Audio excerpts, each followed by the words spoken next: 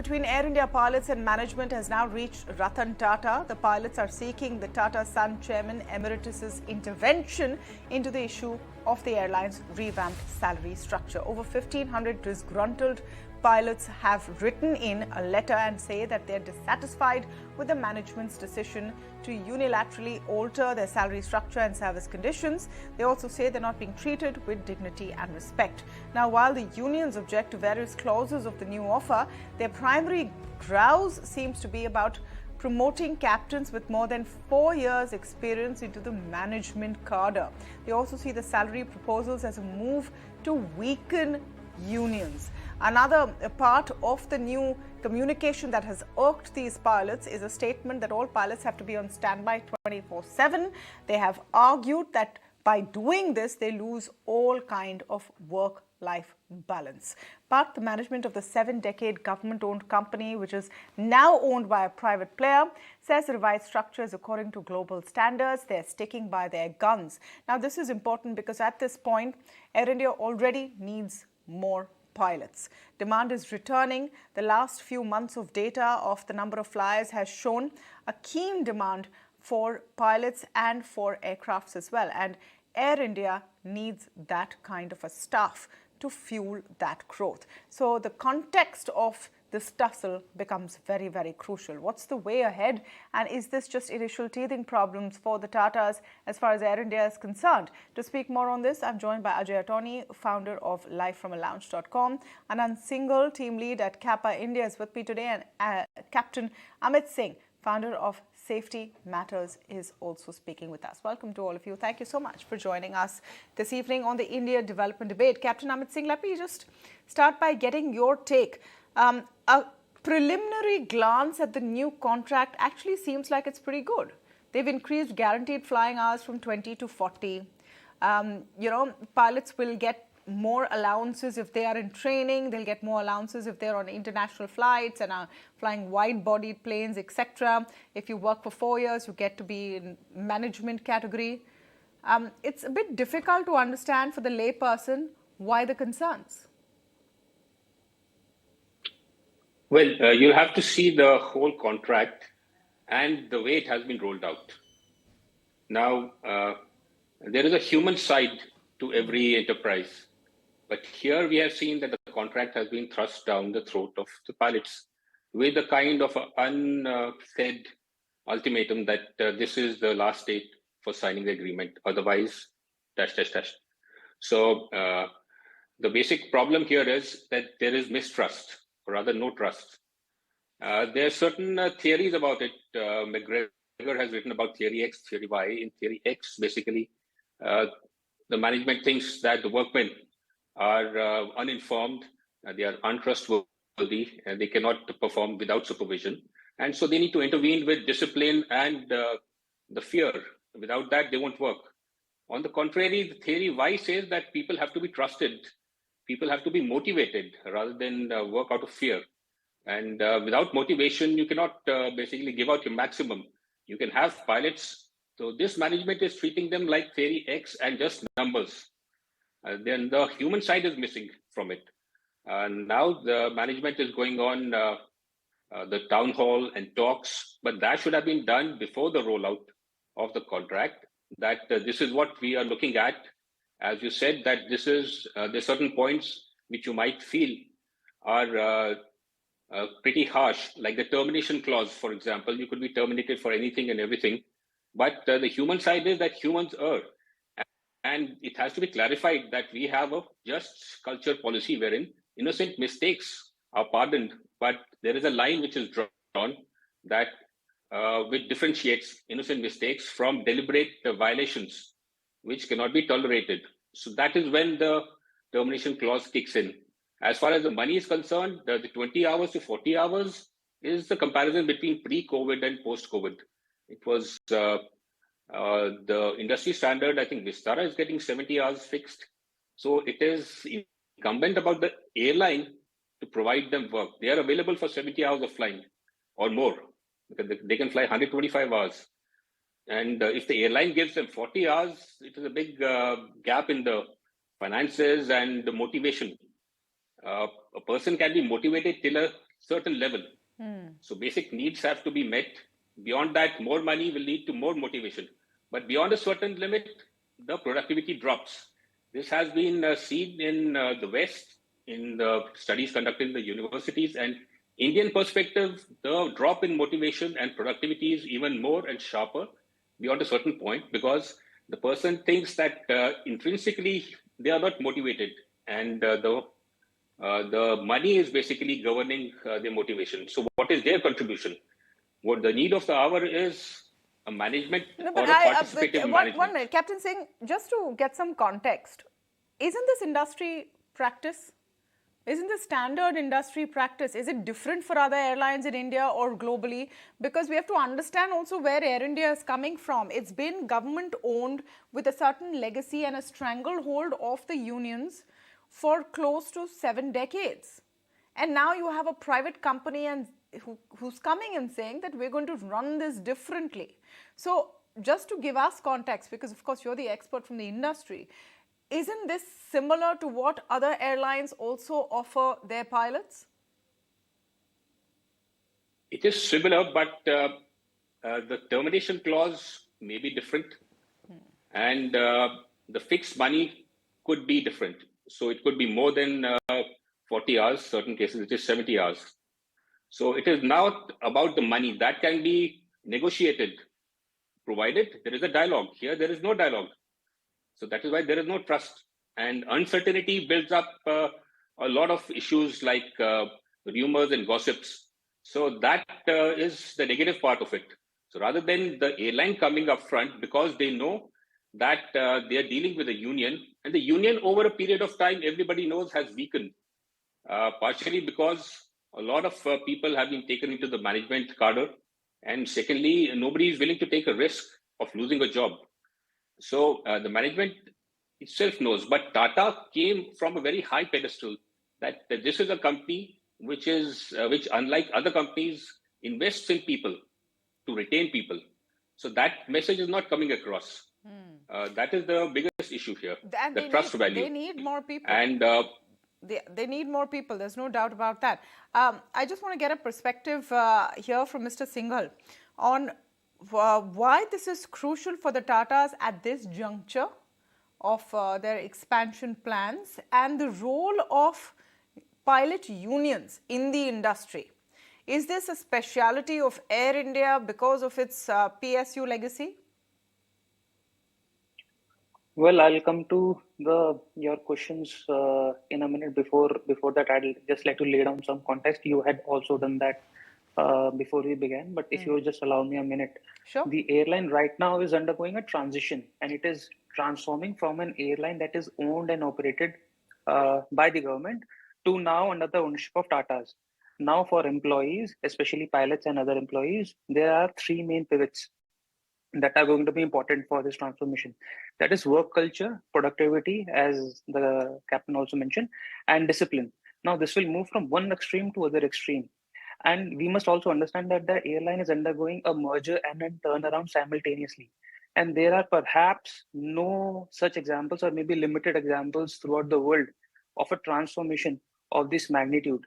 Now, pilots in this particular case play a very critical role, because they are a very important stakeholder that is essential for the success of the turnaround of this airline.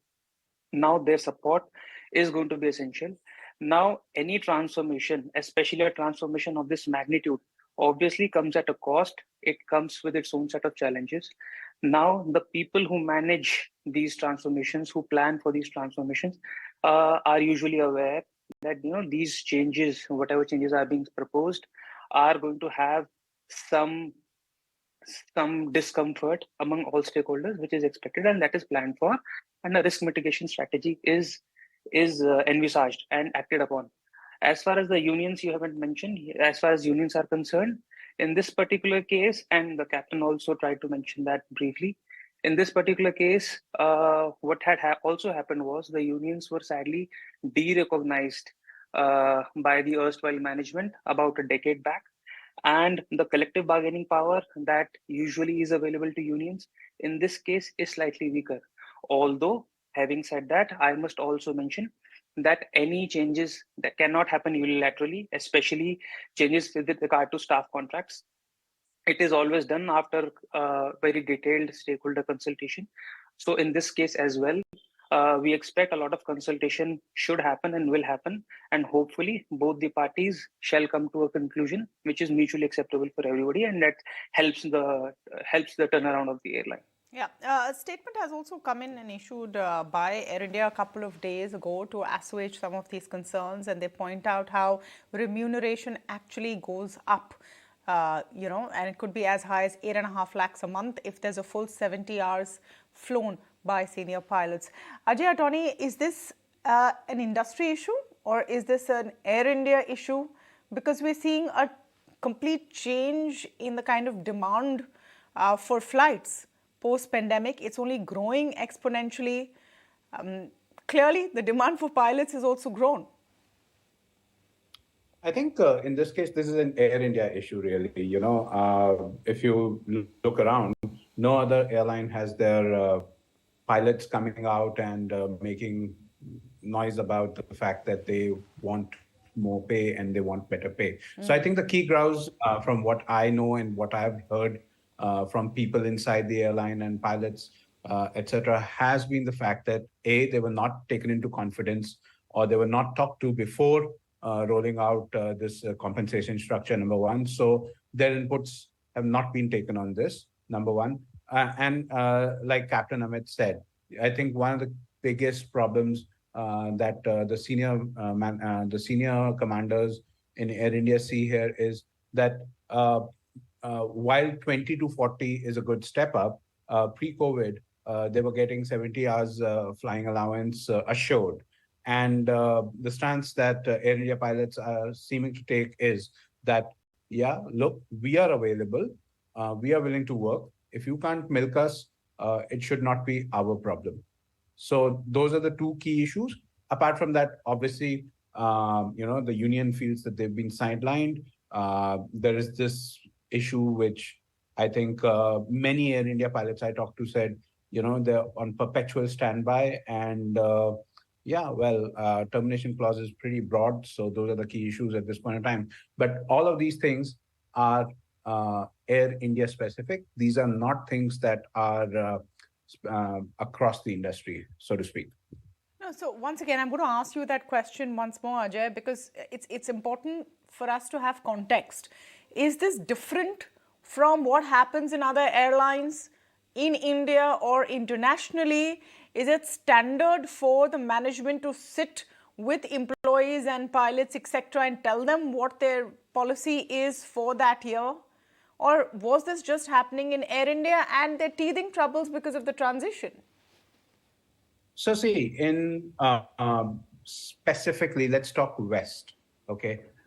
In the West, which means in Europe and in the US, collective bargaining happens all the time. And what the major carriers have done is they're right now basically kind of trying to outdo each other to pay well their pilots and their cockpit crews and their cabin crew staff as well, because they see that demand has gone back up and they basically want to keep everyone happy so that, in the long run, they can build on this and they can build a better network and obviously service more customers and so on. So in the West, collective bargaining happens and it has always happened and it continues to happen. In the Middle East, it does not happen really. But then their pay structures are already so lucrative that people usually don't find reason to complain. What's happening here is that the pay structure, the people affected by it are not happy with it, and they've not been given the protection of collective bargaining as well. Captain Singh, you said this is a moral issue more than a money issue. It just seems to be also the dwindling power of the unions, which is being reflected, because the management is claiming that a lot of people have already signed and come on board. Now the unions come and say that do not sign and do not penalize anyone for signing on these new contracts. So how do you see this? Is this now the unions flexing their muscles, or are pilots truly getting a raw deal with this new management? It is both. For the union, it is a matter of existence.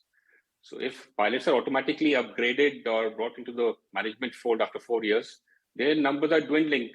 So they do not have that collective bargaining or so-called That good for working towards the pilots? benefit or welfare of the pilots. Isn't that good for pilots? Isn't that a morale booster? You stick it out for 4 years, you get to be in management cadre, your allowances and your income increases. And isn't that the purpose of the union at the end of the day, to get employees a good deal?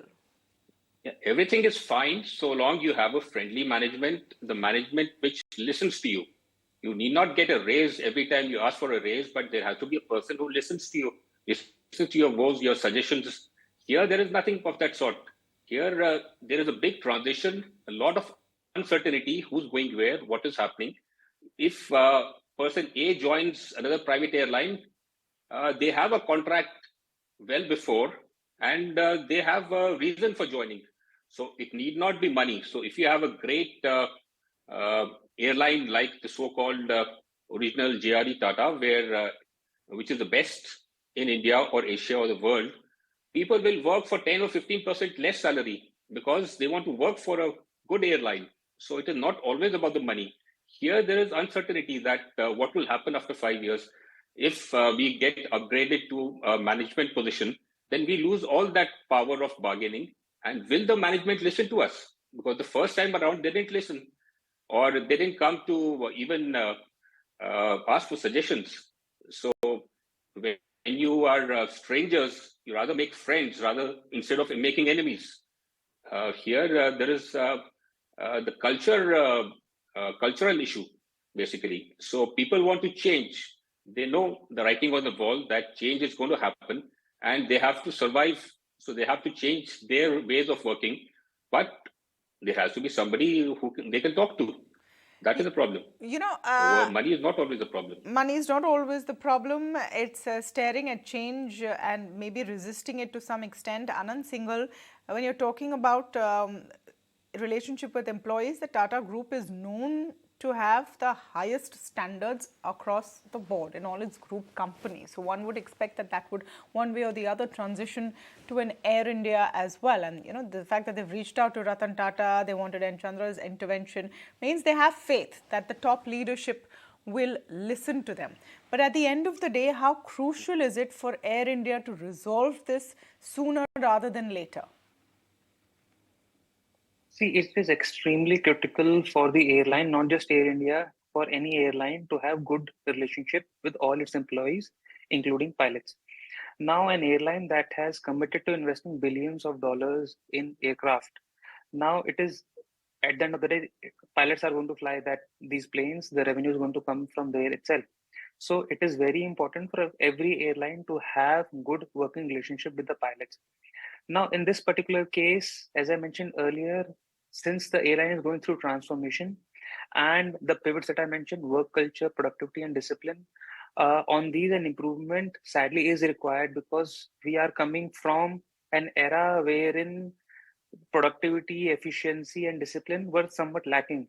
So whenever that is being enforced, some pain is expected, and that is what is being shown. In this particular case, it is very heartening to see the respected captain mentioned that pilots are willing to work. They are available for many hours of flying, which is what the airline needs, because at the end of the day, when productivity goes up, it will help the airline turn around, become profitable, and that is a win-win proposition for the pilots as well. So as I mentioned earlier, it is imperative, it is contingent on both the parties working together.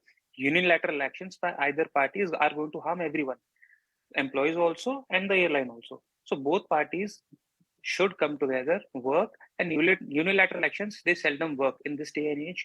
Unilateral actions are not going to work. Airline has also announced a lot of salary increases. We feel, or we believe, these are quite reasonable and should have been accepted. However, if more needs to be done, I think consultation with the airline needs to happen, and I'm sure pilots are also trying, and airline is also trying to do that. To give some context, once again, Ajay, whenever there was talk of Air India being privatized and who will buy it and who will take it over, the biggest hurdle being talked about was the employee strength and the staff that were used to working a certain way in a government entity culture and would have to adopt and adapt a new culture which competes with other private players. Are we seeing that challenge in action right now for the Tata Group? Yes, I think we're seeing the challenge in action, but it's not fully that, I think this is the first time the Tata Group management has basically rolled out a change of this nature. And I hope there is learning for both sides from this, in the sense that I hope that the airline realizes that they need to work lock in step with their frontline operations rather than, just kind of percolate a message down the line that, hey, this is the deal, take it or leave it.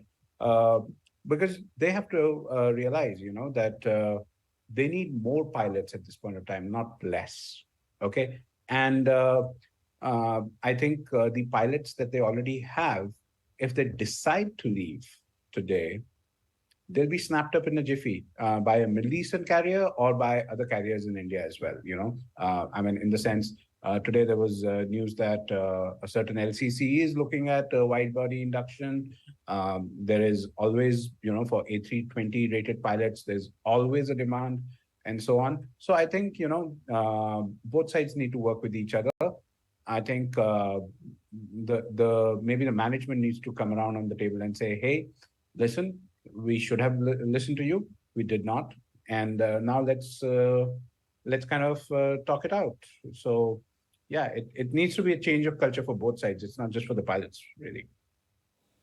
Absolutely. Interesting story. And, not the first of the challenges that Air India has had to face. Recently, they've had to take action because a pilot allowed a friend into the cockpit.